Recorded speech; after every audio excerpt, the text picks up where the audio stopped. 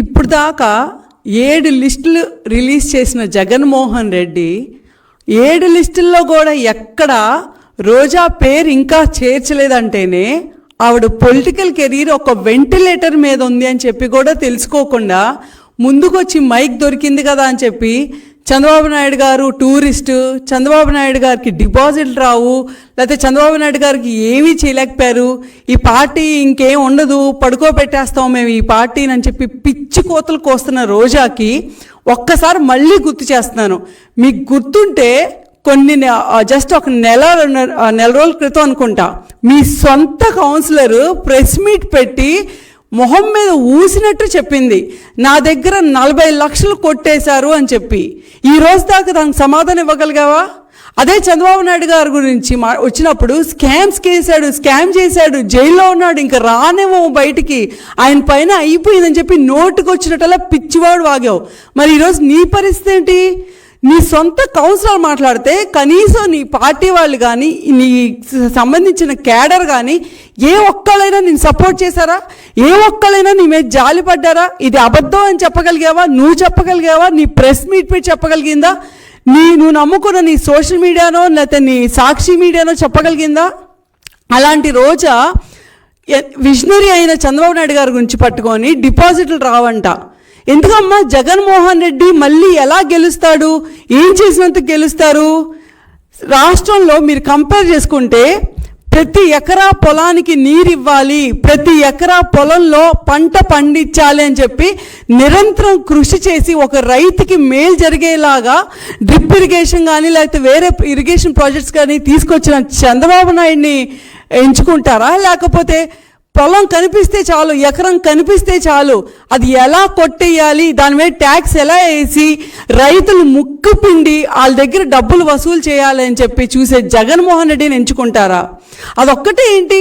Polavaram project మేము ఎంత కృషి చేసాం, చంద్రబాబు నాయుడు గారు ఎంత కృషి చేసి దాన్ని 72% కంప్లీట్ చేస్తే మీ జగన్మోహన్ రెడ్డి వచ్చాక ఎంత పర్సెంటేజ్ కంప్లీట్ చేస్తారో చెప్పగలుగుతారా క్లియర్గా?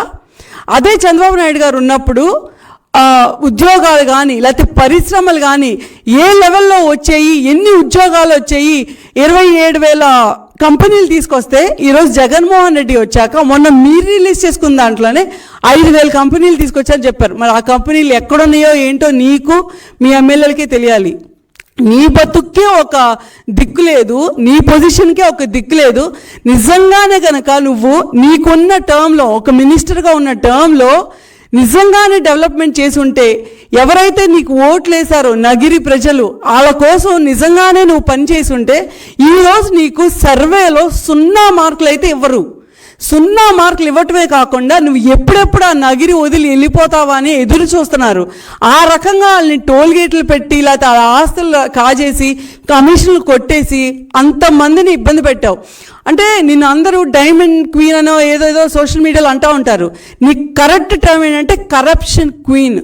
ఎందుకంటే జగన్మోహన్ రెడ్డి అనే వ్యక్తి ఇప్పుడు కూడా నీకు సీట్ ఇవ్వకపోయినా నిన్ను వాడుకొని వదిలేశాడని తెలిసిన నువ్వే కాదు, వాళ్ళ పార్టీలో సొంత ఫ్యామిలీ మెంబర్స్, వాళ్ళ చెల్లెమ్మకి, వాళ్ళ అమ్మకి, వాళ్ళ బావకి, లేకపోతే వాళ్ళ బాబాయ్కి, వాళ్ళ బాబాయ్ కూతురికి జరగని న్యాయం నీకు జరిగిద్దని ఇంకా నమ్మి కూర్చుని మైకుల ముందుకు వచ్చి చంద్రబాబు నాయుడు గారినో లేకపోతే పవన్ కళ్యాణ్ ఇంకా విమర్శిస్తున్నావు చూడు, సిగ్గేస్తుంది, చూస్తే జాలేస్తుంది.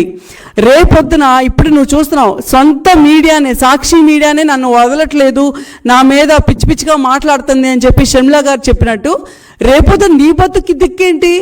నువ్వు కనుక అడుగు బయట పెట్టి చూడు ఆ పార్టీ నుంచి, నీ మీద సోషల్ మీడియా ఎన్ని రకాల ప్రచారాలు చేసిద్ది, నీ మీద వీడియోస్ రిలీజ్ చేసిద్ది, నిన్ను, నీ పిల్లల్ని, నీ ఫ్యామిలీని మొత్తం బయటికి లాగకపోతే టీడీపీ పార్టీ అనుకున్నది జరగదు.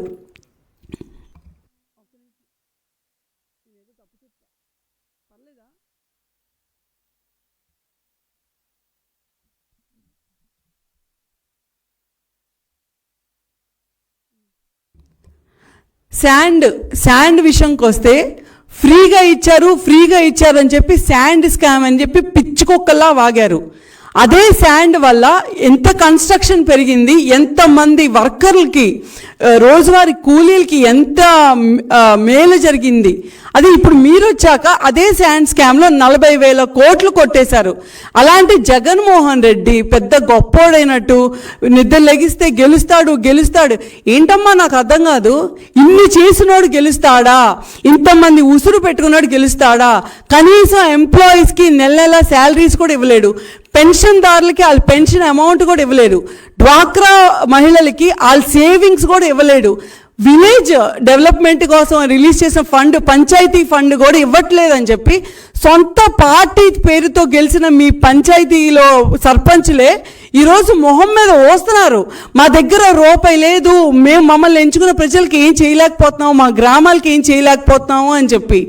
అలాంటి జగన్మోహన్ రెడ్డి అంట ఎంతో నీతిమంతుడంట, అందరికీ అన్నీ చేశాడంట, రేపొద్దున గెలుస్తాడంట. ఏ రకంగా గెలుస్తాడు అంటే ఇప్పటికే పార్టీ మీరు గమనించుకొని ఉంటే లిస్టులన్నీ రిలీజ్ చేయకముందు కానీ చేశాక కానీ ఎంతోమంది బయటికి వెళ్ళిపోవటం, టికెట్ ఇచ్చిన వాళ్ళు కూడా మాకొద్దు వచ్చి ఈ వైసీపీ పార్టీ నుంచి మేము పోటీ చెయ్యము, మేము పోటీ చేసే ఉద్దేశం మాకు లేదు అని చెప్పి మీ టికెట్ మీ మొహాన్ని కొట్టి బయటకు వచ్చిన ఎంపీలు ఉన్నారు, ఎమ్మెల్యేలు కూడా ఉన్నారు.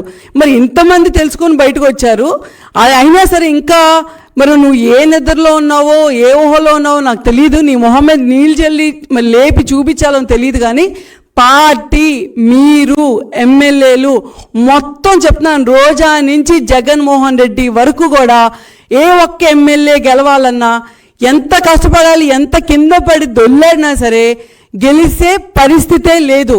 కాసుకొని ఉండండి. ఊరికినే మైకుల ముందుకు వచ్చి ఎమ్మెల్యేలుగా ఉండి ఈ రోజు దాకా ఒక్కరోజు కూడా ప్రజల కోసం పనిచేయకుండా, ఏది మీరు పవర్లో ఉన్నప్పుడు కూడా ఏదో అపోజిషన్ తిట్టడానికి మాత్రమే పవర్ ఉందని చెప్పి ఎంత దుర్వినియోగం చేశారో అంత దుర్వినియోగం చేశారు. ఇలా మీరు చేసిన ప్రతి దానికి రేపొద్దున ప్రజలు 2024 ఎలక్షన్స్లో మీకు వచ్చే డిపాజిట్లు కానీ మీకు వచ్చే సీట్లు బట్టి వాళ్ళు మీకు సమాధానం చెప్తారు. ఇప్పటికైనా తెలుసుకుంటే మంచిది. రోజా లేదు నువ్వు బయటపడలేదా, అదే మురికోపంలో పడి ఏడుస్తానంటే ఏడు, ఎలాగా అక్కడ కూడా నేను ఉంచట్లేదు, బయటికి గెంటేస్తానని చెప్పి బయట అంతా ప్రచారం జరుగుతుంది. నీ స్థానం నువ్వు చూసుకో, నీ స్థానం నువ్వు పదిలపరచుకోవడానికి కూడా నీకు చేత కాదు. నువ్వు వచ్చి చంద్రబాబు నాయుడు గారిని లేకపోతే పవన్ కళ్యాణ్ని లేకపోతే లోకేష్ గారిని పట్టుకొని పిచ్చి వాగుతావు. చూద్దాం ఏం జరిగిద్దాం.